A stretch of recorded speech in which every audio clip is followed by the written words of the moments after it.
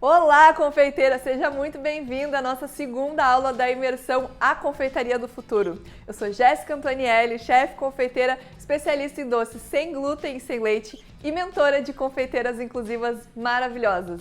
E nessa imersão eu tô te mostrando como é possível ganhar dinheiro e se destacar na confeitaria fazendo e vendendo os doces mais desejados e lucrativos do momento. E nessa aula de hoje eu vou te mostrar como fazer doces sem glúten, sem leite, que fiquem realmente gostosos de verdade, mesmo que tu esteja começando agora, mesmo que tu nunca tenha feito um doce inclusivo na vida, independente se tu está começando da cozinha de casa, ou se tu já tem uma cozinha profissional, se tu já tem um ateliê, nada disso importa. Porque para fazer doces inclusivos realmente gostosos, tu não precisa de equipamentos caros, de uma cozinha super equipada, de um espaço enorme, não precisa. Tudo que tu precisa é de conhecimento certo e é isso que eu vou te mostrar nessa aula. E eu sei que talvez você ache bom demais para ser verdade que doces sem farinha de trigo, sem leite, sem manteiga, sem creme de leite realmente fiquem gostosos. E eu também duvidava. Lembra da minha história? Se tu assistiu a aula passada, eu também tinha essa dúvida. Será que eu vou conseguir? Será que é possível fazer? Até porque eu entendo, se tu já experimentou algum doce sem glúten, sem leite, sem açúcar, sem ovos, ruim, esfarelento, sem gosto, pode ser que tu tenha essa dúvida. Eu também tinha. Mas foi justamente por isso, por não encontrar esses doces inclusivos realmente gostosos de verdade, que eu comecei a fazer os meus próprios doces. E por isso que aqui eu não vou ficar tentando te convencer e falando quão bom são os meus doces. Eu vou fazer melhor. Eu vou te mostrar aqui algumas mensagens que eu recebia das minhas clientes lá da minha confeitaria. Ou seja, quem tá falando que os doces são bons não sou eu, são elas. Dá só uma olhada.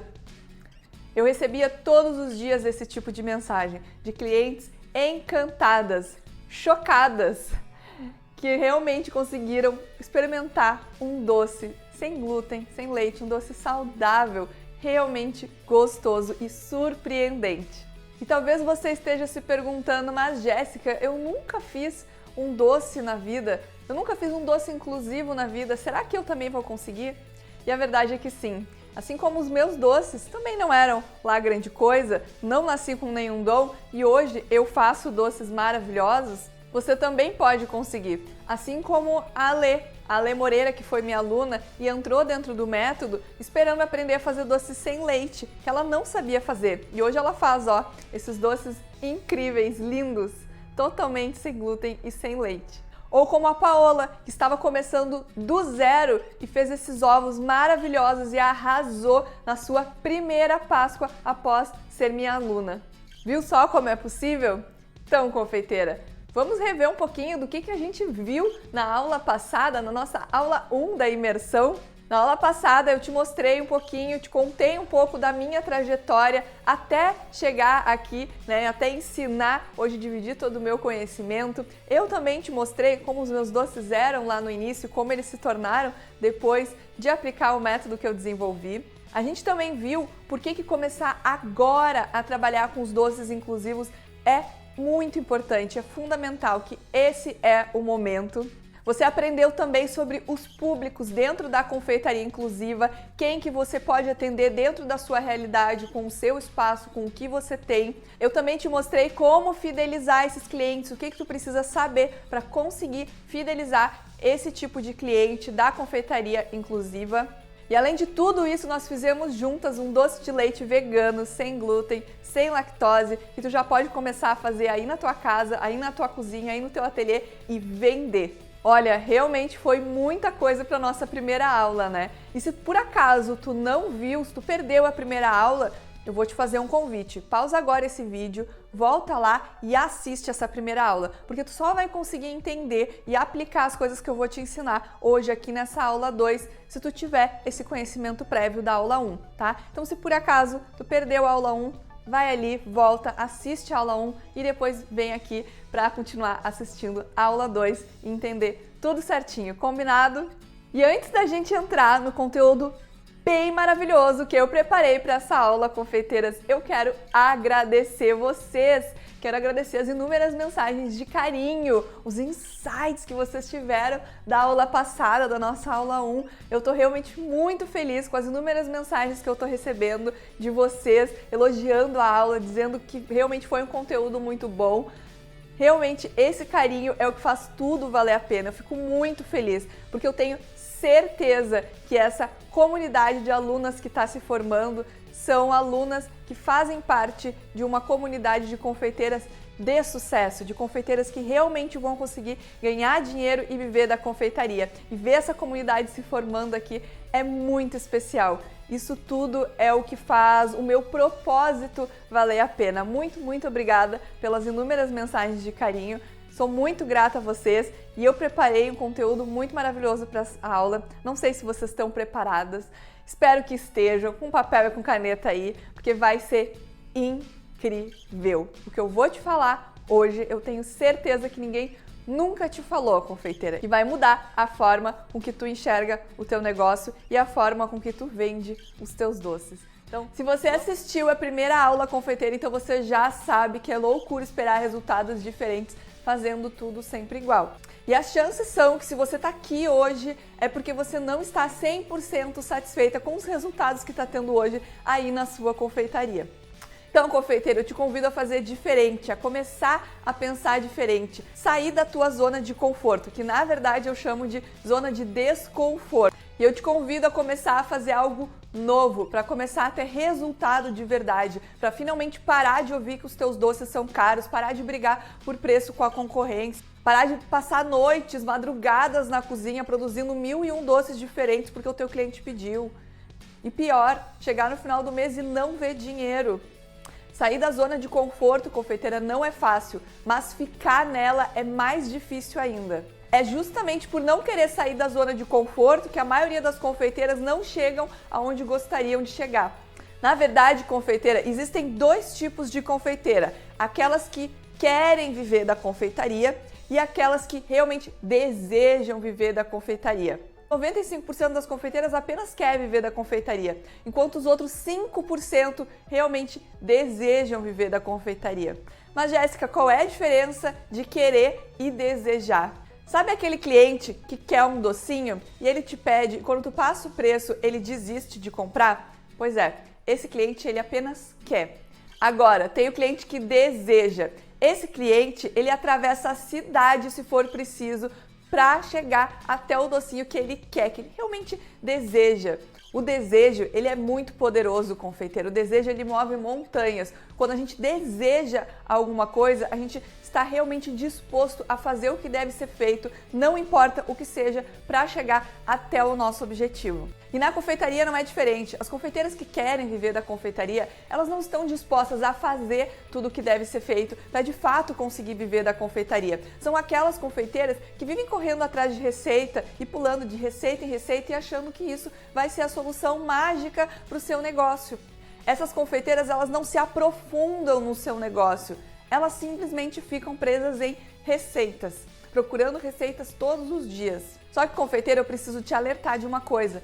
Receita pronta, principalmente da internet, o teu cliente também encontra. Ou tu acha que o teu cliente não pesquisa receita no Google, no YouTube?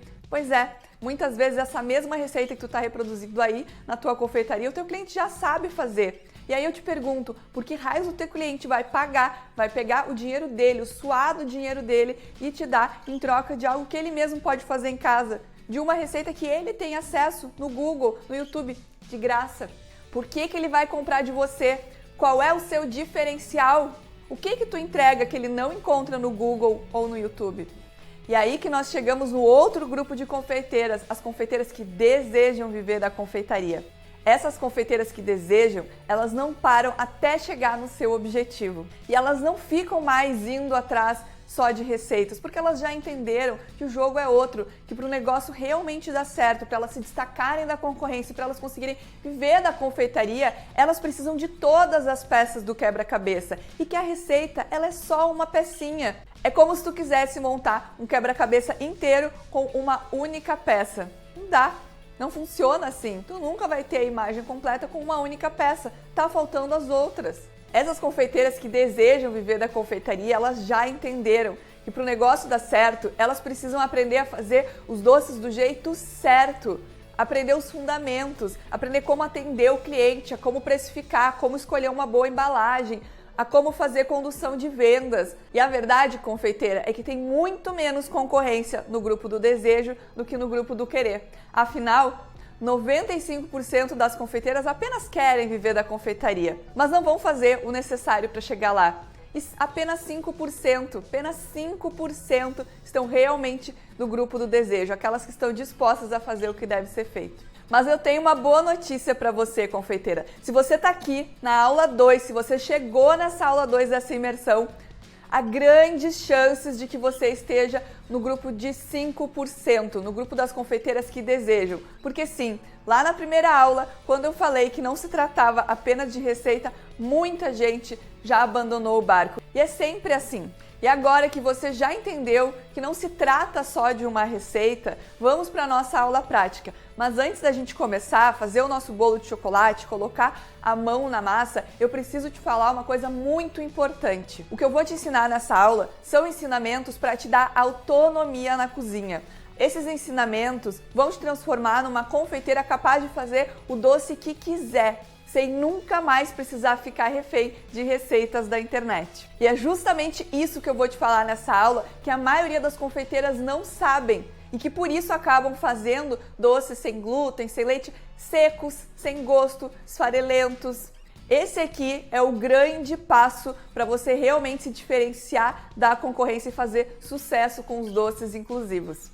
E a melhor parte é que você não precisa de nada muito mirabolante para fazer esse tipo de doce que eu vou te ensinar aqui nessa aula e usando as técnicas que eu vou te ensinar. Tu pode começar a fazer aí da tua casa, da tua cozinha, do teu ateliê com os equipamentos que tu já tem. Inclusive, eu nem oriento que tu faça nenhum tipo de investimento logo no início, que tu comece realmente a testar e a fazer os teus primeiros doces com o que tu já tem. Afinal, um outro grande segredo é que para começar a fazer doces inclusivos, tu não precisa de 150 receitas. Dentro do meu método eu ensino tu começar com uma única receita. E eu explico, obviamente, o porquê, mas esse é o grande pulo do gato. Esse é o ouro. Diferente de muitos cursos que te ensinam 150 receitas aleatórias, eu não faço nada disso. Eu me preocupo com que tu aprenda uma única receita bem feita e te mostro como ganhar dinheiro fazendo e vendendo esse um único doce. Porque para ganhar dinheiro com a confeitaria inclusiva, tu só precisa de um doce certo e uma estratégia certa. E nessa aula eu vou te mostrar como fazer um bom doce sem glúten e sem leite. Mas antes da gente colocar a mão na massa, vamos ver alguns erros que a maioria das confeiteiras cometem antes de fazer esses doces, quando começam a fazer os doces sem glúten e sem leite. E eu não quero que tu cometa nenhum desses erros, combinado? Então vamos ver um a um quais são esses principais erros para que tu não cometa eles aí na tua cozinha, na tua confeitaria. Então, como eu disse, 95% das confeiteiras pegam qualquer receita pronta da internet e não entendem o que estão fazendo. E aí, quais problemas que isso ocasiona? Problema número 1, pegar uma receita que não foi validada, que a gente realmente não sabe se vai dar certo. E as chances são que uma receita não validada, desbalanceada, seja realmente uma receita ruim. Ou seja, tu vai perder o teu tempo e o teu dinheiro testando uma receita que tu não tem certeza se vai dar certo. Erro número 2, não saber substituir os ingredientes caso precise. Ou seja, tu até consegue uma receita ali na internet. E se o teu cliente pedir uma alteração? Ou se faltar um ingrediente? Ou se algum ingrediente tu não encontra na tua cidade? Como é que tu vai lidar com essa situação? Se tu não sabe o que está fazendo, não entende as funções de cada ingrediente, não entende principalmente tudo que envolve uma receita, não vai conseguir fazer essa substituição. E aí, ou tu perde pedidos, ou tu faz um doce bem ruim. Erro número 3, gastar muito dinheiro e muito tempo fazendo testes às cegas. O que são testes às cegas? Justamente por não ter o conhecimento certo, você fica lá, como se fosse uma criança brincando na cozinha e misturando os ingredientes sem ter a menor ideia do que está fazendo e rezando para dar certo. Quem nunca ficou torcendo ali na frente do forno para que o bolo desse certo? Não precisa ser assim, confeiteira. Quando tu entende a função dos ingredientes, tu consegue criar as tuas próprias receitas em poucos testes e sem gastar muito tempo e sem gastar muito dinheiro ter um resultado realmente gostoso de verdade. E o erro número 4 é não conseguir fidelizar os clientes, porque quando tu pega umas receitas assim, de qualquer forma, aleatória na internet, pode até ser que dê certo, mas ela não fica realmente boa, realmente surpreendente ou algo diferente do que o teu cliente poderia fazer na casa dele. E aí acaba que o cliente ele até compra uma primeira vez, mas ele não retorna, porque realmente deixou a desejar. E os clientes da confeitaria, inclusive, eles estão cada vez mais exigentes. Eles já entenderam que os doces sem glúten, sem leite, sem ovos, sem açúcar,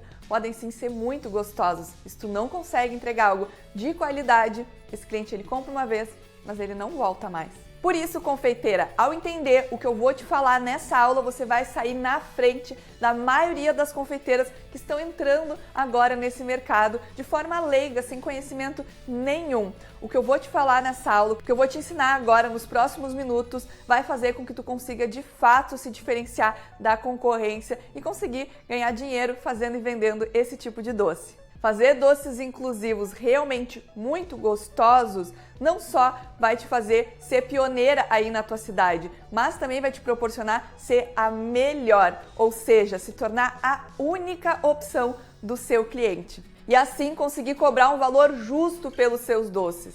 Com esse conhecimento certo, você será capaz de fazer o doce que quiser.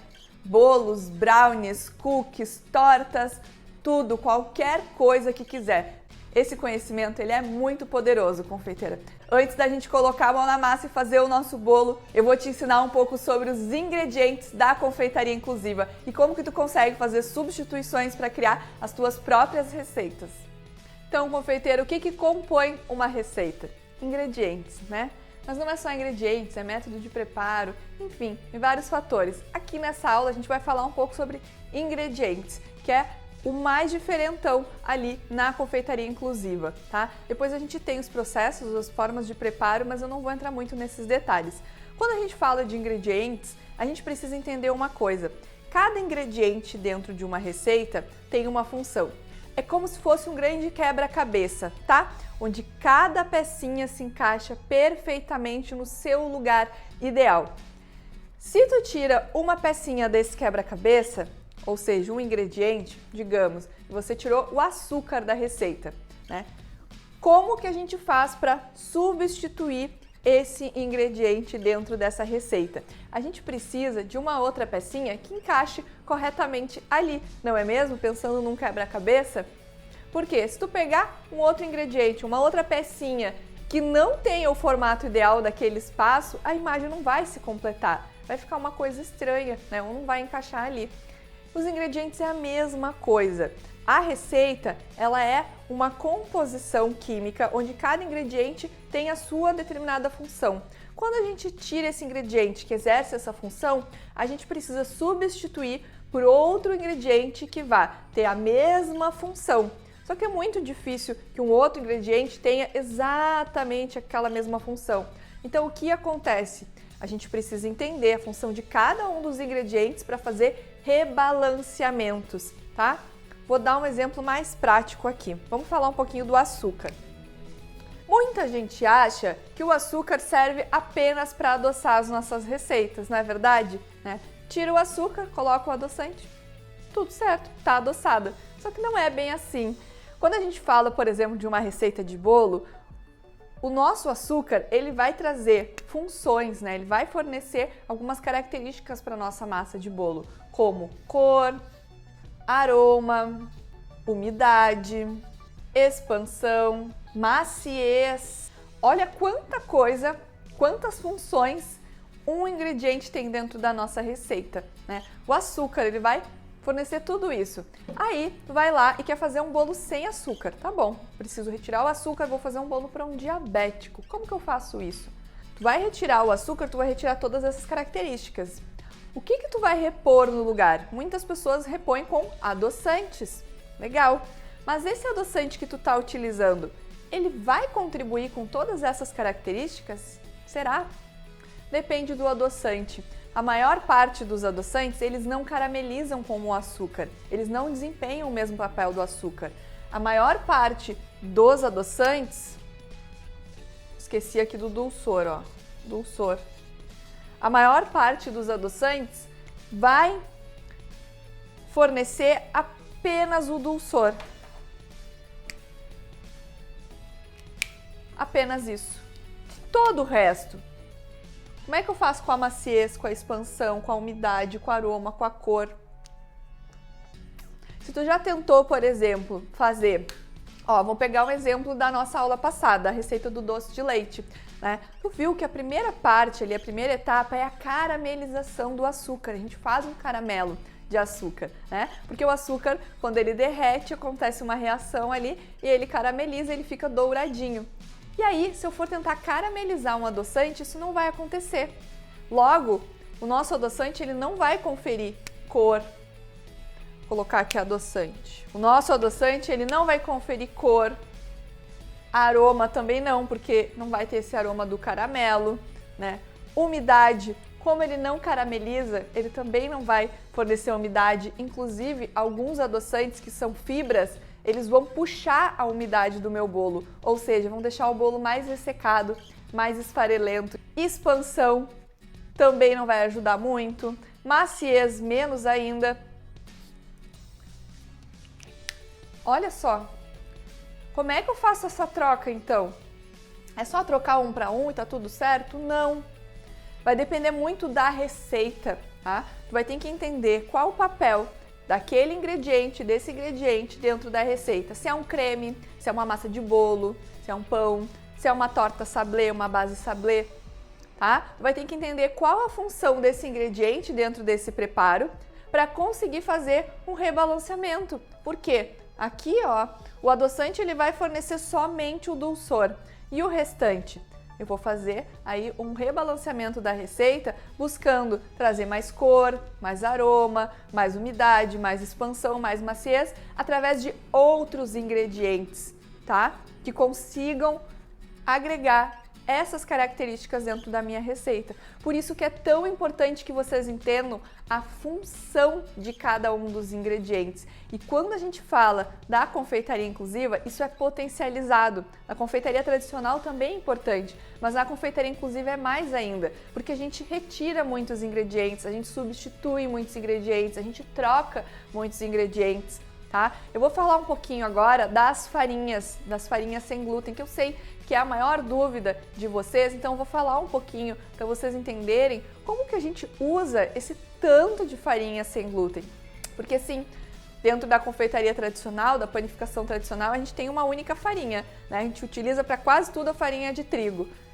E dentro da confeitaria inclusiva? A confeitaria inclusiva não é bem assim, a gente vai utilizar pelo menos 3, 4, às vezes 5 farinhas em um preparo, tá? E por quê? Vamos ver um pouquinho.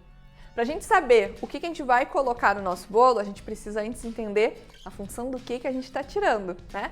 Já viu como é que eu fiz ali? Te mostrei a função do açúcar e depois eu te mostrei o que a gente precisa colocar quando a gente retira o açúcar. Então vamos fazer o mesmo aqui com a farinha de trigo e com as farinhas sem glúten, tá? Então, a farinha de trigo, ela contém o glúten, né? A farinha de trigo contém o glúten. E o que a farinha de trigo, com esse glúten, quando a gente desenvolve ali, o que ela fornece para a nossa massa?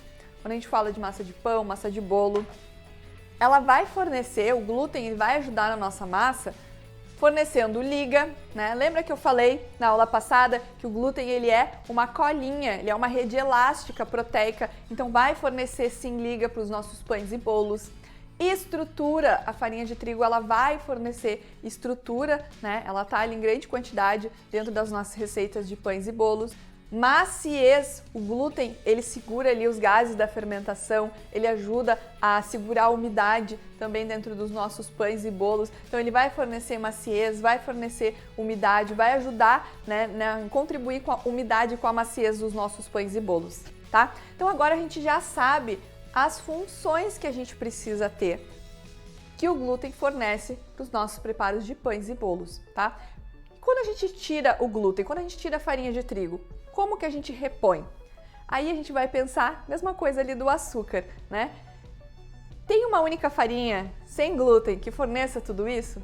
Não tem, não tem, tá? O que a gente vai precisar fazer? O rebalanceamento de ingredientes, ou seja, pegar várias farinhas, cada uma contribuindo com uma função diferente e fazer um mix de farinhas. Então, quando a gente fala aqui das farinhas sem glúten, a gente vai precisar usar uma farinha que forneça liga, uma farinha que forneça estrutura, uma farinha que forneça maciez e, de alguma forma, umidade também, tá? Não necessariamente farinha, mas a gente vai contrabalancear na receita com algum outro ingrediente. Por isso, as receitas de bolos, por exemplo, sem glúten, eles são um pouquinho mais líquidos. A gente vai colocar mais líquido sim nessa massa para a gente conseguir ter uma massa mais úmida, tá? Então não é substituir um para um, que nem muita gente acha. Então olha só, eu vou ter pelo menos aqui 3 farinhas e um agente, um outro ingrediente, né, de umidade para conseguir compor. E aí, que farinhas são essas? A gente tem muitas farinhas no universo do sem glúten, muitas farinhas mesmo, tá? Eu gosto de ensinar cada farinha dentro de grupos assim, grupo de liga, grupo de estrutura, grupo de maciez, grupo de farinhas mistas, que também vão fornecer um pouquinho de umidade, tá? Então, dentro do meu método, eu ensino, aqui nosso tempo é curto, então não vou conseguir explicar todas as farinhas para vocês, mas é mais ou menos para vocês entenderem como que a gente faz esse jogo, né? Como que a gente monta esse quebra-cabeça. A gente precisa sim entender a função do que a gente está retirando da nossa receita para conseguir fazer essa substituição correta. Então aqui, quando eu vou fazer um mix de farinha sem glúten, por isso que a gente usa muito mix dentro da confeitaria sem glúten, eu vou pegar uma farinha de liga, tá? Eu vou pegar uma farinha de estrutura. Normalmente, farinha de estrutura, a gente usa muita farinha de arroz, né? Muitos de vocês já devem conhecer, ou já devem ter tentado fazer um bolo usando a farinha de arroz. Só que o que acontece? Muita gente faz, retira a farinha de trigo e coloca a farinha de arroz. Só que a farinha de arroz, ela só fornece estrutura. E o resto? E a liga, a maciez e a umidade, né? A gente faz como? Então precisa de outros elementos, precisa pensar na receita como um todo e precisa sim usar mais de uma farinha. Se tu já fez um bolo sem glúten utilizando somente farinha de arroz, bem provável que deva ter ficado seco, esfarelento, né? Porque faltou maciez, porque faltou liga, porque faltou umidade no teu bolo. Então aqui, normalmente a gente vai utilizar a farinha de estrutura, farinha de arroz. Tem muitas outras, tá? Muitas mesmo de farinha de estrutura. Farinha de liga pode ser linhaça, farinha de linhaça, pode ser chia, pode ser até goma xantana. Goma xantana é um aglutinante, mas a gente pode considerar aqui como uma farinha de liga, um agente de liga para fazer a nossa receita sem glúten, né? Então, se tu já fez aí um bolo sem glúten ou um pão sem glúten e não utilizou um agente aglutinante, uma goma xantana, uma chia, uma linhaça, um CMC, né? Não utilizou esse agente aglutinante, as chances são que o teu bolo deve ter se despedaçado todo, ou o teu pão deve ter se despedaçado todo, né? Porque não tinha esse agente de liga. Maciez, então muitas vezes a gente pode utilizar aqui o amido, a fécula, né? As féculas a gente acaba utilizando muito para proporcionar maciez. Aqui também, dependendo da fécula, a gente pode utilizar como liga. Umidade, a gente tem algumas farinhas que fornecem umidade, como por exemplo as farinhas de oleaginosas, né? Elas têm muita gordura na sua composição e a gordura ela também é umidade. Então sim, as farinhas de oleaginosas a gente pode colocar aqui como agente de umidade, mas também entram outros ingredientes como ovos, gordura, óleo, né? Água, leite, um leite vegetal a gente pode utilizar, que vão ser esses agentes de umidade, tá? Então aqui pode ser ovos, gorduras, líquidos e algumas farinhas também, tá? Então olha quanta coisa que a gente tem que pensar quando a gente retira o glúten, né? Não só o glúten, mas aqui eu dei, né, o exemplo da farinha de trigo, do glúten, mas esse raciocínio a gente faz para todos os ingredientes. Toda vez que a gente for fazer uma troca, que a gente for fazer uma substituição, a gente tem que fazer esse raciocínio. Tá bom, confeiteira?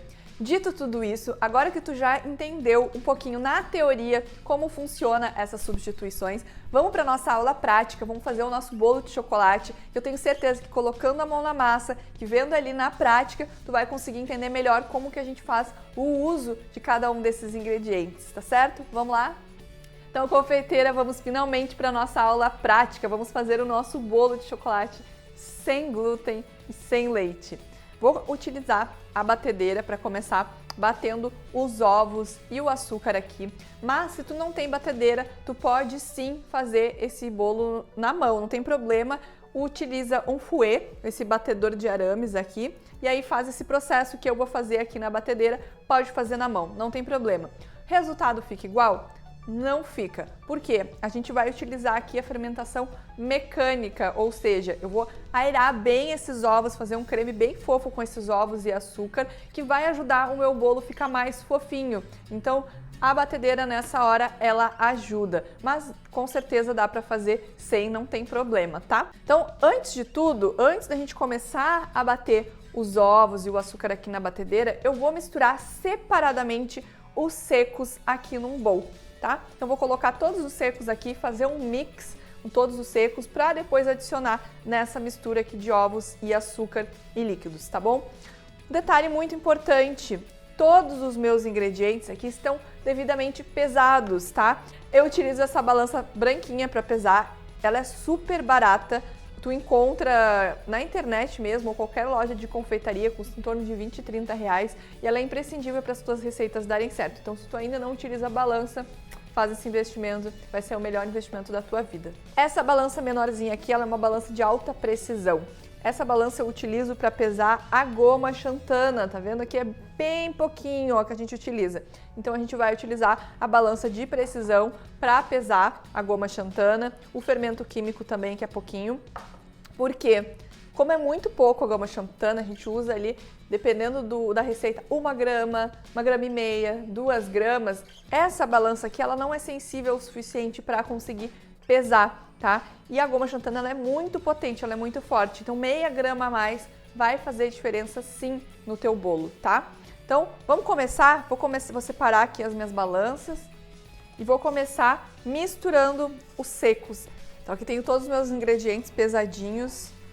Vou passar essa parte que vai para a batedeira aqui pro cantinho. E aqui nesse bowl eu vou começar adicionando a farinha de arroz. Vou fazer um mix de farinhas. Lembra que a gente viu o mix de farinhas? Então, ó, farinha de arroz, fécula de batata, polvilho doce. Vou adicionar o meu cacau em pó. Aqui eu tô usando o cacau 100%, tá? Não é chocolatado, é cacau mesmo. Fermento químico, a goma xantana. Repara que é bem pouquinho, tá? E vou fazer o meu mix.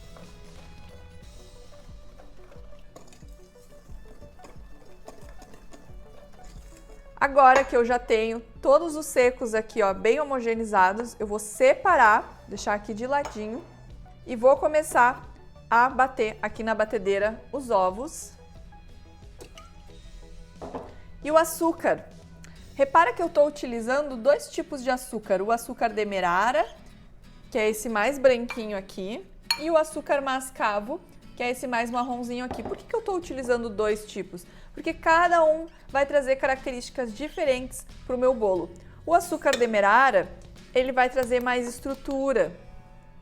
O açúcar mascavo, ele traz mais umidade, muito mais umidade e um sabor maravilhoso, perfeito para bolo de chocolate. Então eu vou adicionar os 2. Posso fazer só com um, Jéssica? Pode. Ou eu gosto de utilizar os 2. Ou no caso do bolo de chocolate, eu utilizo às vezes só o açúcar mascavo, tá? Para ele dar bastante umidade. E agora a gente vai bater até dobrar de volume, até ficar um creme bem fofo.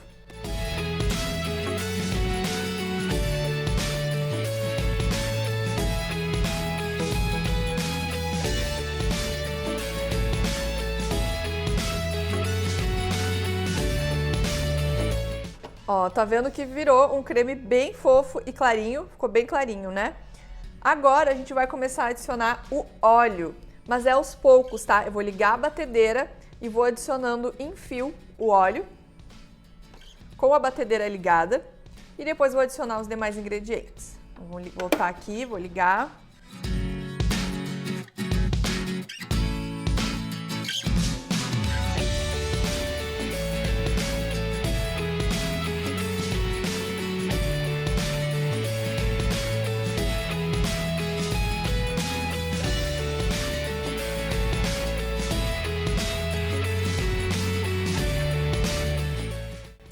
Agora a gente começa a adicionar os secos. Com o próprio batedor da batedeira, eu vou dar uma misturada aqui para não voar farinha para tudo que é lado a hora que eu resolver misturar. E vou colocar um pouquinho da água. Vou adicionando a água e vou misturando com a mão mesmo.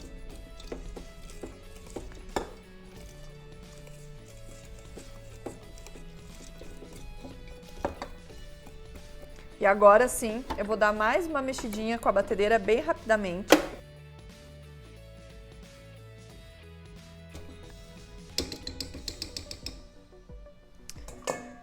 E essa aqui, ó, tirar aqui da batedeira. Essa aqui é a consistência da nossa massa. Ó, ela fica bem fluida mesmo.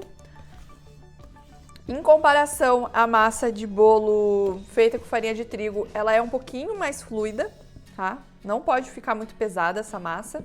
E ela vai direto para minha forma. Minha forma já tá untada. Aqui.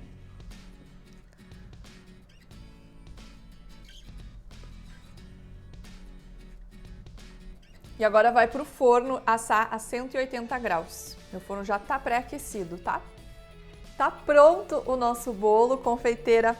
Agora a gente vai desenformar ele e colocar para resfriar aqui na grade. Eu tô utilizando, ó, uma espátula que tem uma certa curvatura. Ela vai me ajudar e eu vou passar bem de leve aqui na volta do meu bolo para conseguir desenformar ele. Como a forma tá untada, fica bem fácil de tirar. Vou passar aqui no meinho também. E agora um ponto bem importante aqui. Na hora de desenformar o bolo, ele não pode estar nem muito quente e nem muito frio. A gente não pode deixar o bolo esfriar dentro dessa forma, porque senão ele vai acabar ficando meio estranho, vai acabar formando vapor aqui e vai danificar a massa do nosso bolo. Então o ideal é esperar a forma mornar um pouquinho, a ponto que tu consiga, ó, encostar e ainda não queimar a tua mão. Claro que aqui eu vou utilizar um pano, mas ela não pode estar nem muito quente, mas nem muito fria, tá? Não dá para deixar o bolo esfriando dentro da forma. Assim que tu conseguir pegar na forma, já tira ele daqui de dentro, tá?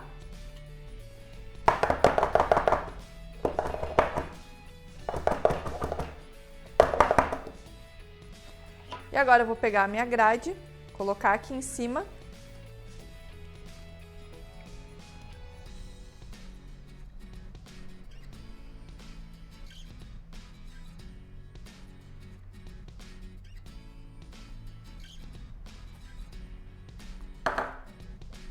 Sai perfeito o nosso bolo. Olha isso, olha a fofura. Perfeito. Ó.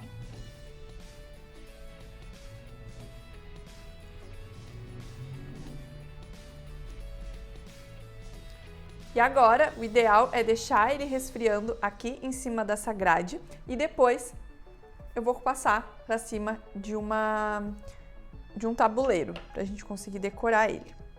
Prontinho, tá aqui o meu bolo e agora eu vou decorar ele com o nosso doce de leite. Vou finalizar esse bolo com o doce de leite. O que eu fiz então? Eu peguei o nosso doce de leite que a gente fez na aula passada, aqueci um pouquinho, bem de leve, para ele ficar mais fluido e eu consegui utilizar aqui como cobertura. E aí agora eu vou colocar esse doce de leite aqui como cobertura do meu bolo. Vou colocando com a colher. empurrando um pouquinho aqui para fora, só para ele cair bem de leve.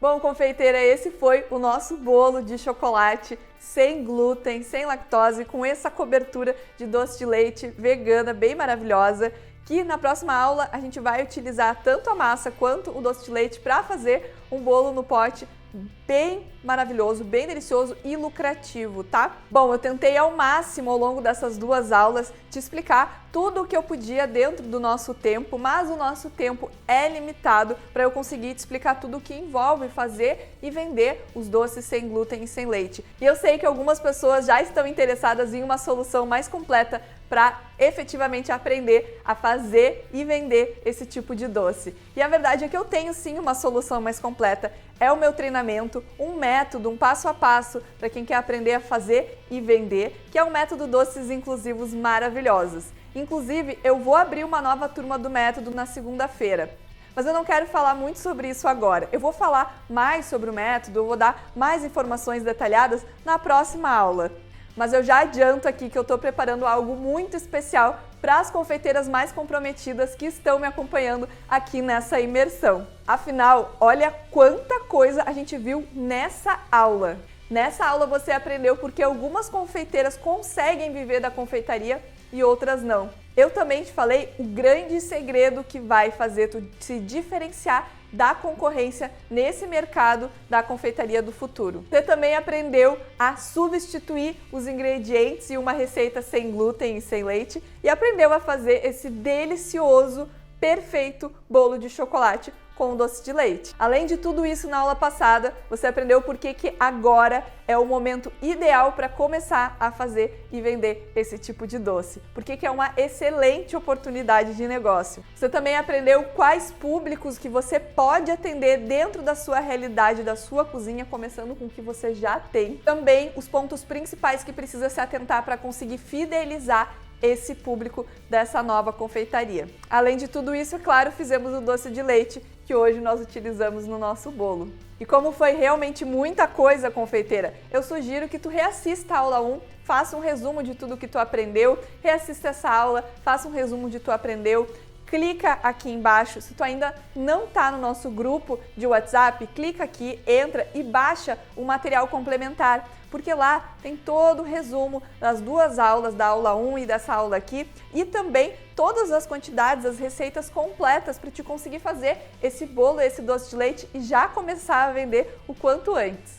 E na aula que vem, confeiteira, na aula 3, eu vou te ensinar como começar a vender esses doces aí na tua cidade. Vou te ensinar como escolher o doce certo, porque sim, ao contrário do que muita gente acha, não é qualquer doce que vai te fazer ganhar dinheiro dentro da confeitaria inclusiva. Existe um doce certo e é isso que eu vou te falar na nossa aula 3. Nós vamos juntar todos os aprendizados da aula 1, da aula 2 e eu vou te mostrar como colocar na prática fazendo um bolo no pote, que foi o doce mais vendido da minha confeitaria. E é isso que eu vou te ensinar na próxima aula.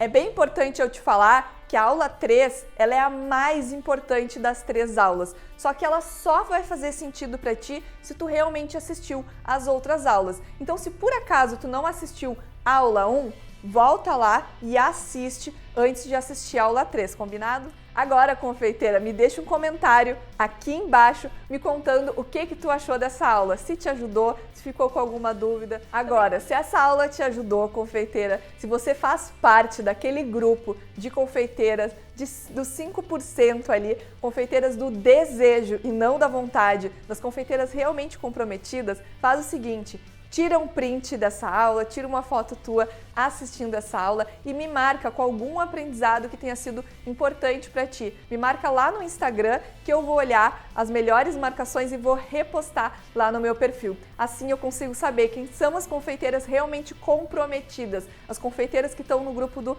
desejo, aquelas que realmente desejam viver da confeitaria, conquistar a sua liberdade através dos doces inclusivos. Faz isso, tira uma foto, um print, me marca lá no Instagram e eu vou repostar as melhores sacadas, os melhores aprendizados lá no meu perfil, tá certo?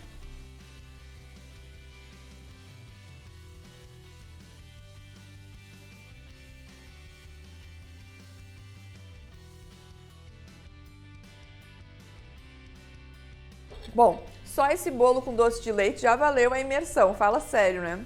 Então é isso, confeiteira. Espero que tu tenha gostado e eu te vejo na próxima aula. A terceira e última aula é a mais importante. Não esquece, tá bom? Um beijo e até mais!